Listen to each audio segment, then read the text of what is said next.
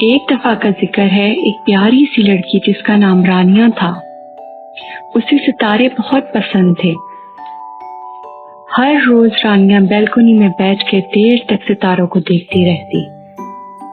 ایک رات رانیہ غور سے ستاروں کو دیکھ رہی تھی کہ اچانک رانیہ کی نظر ایک ستارے پر پڑی جو سب سے مختلف اور بہت روشن تھا۔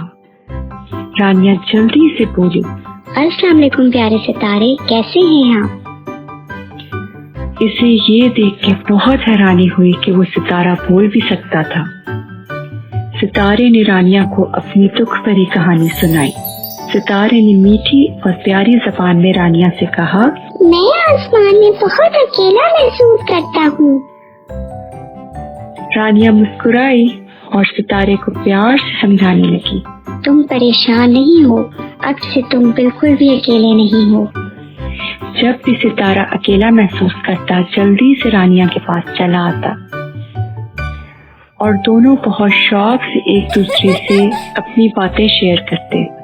اب جب بھی رانیہ خود کو اکیلا محسوس کرتی یا بور ہوتی، وہ رات کا انتظار کرنے لگتی کہ کب رات ہو اور وہ اپنے دوست ستارے سے باتیں کرے۔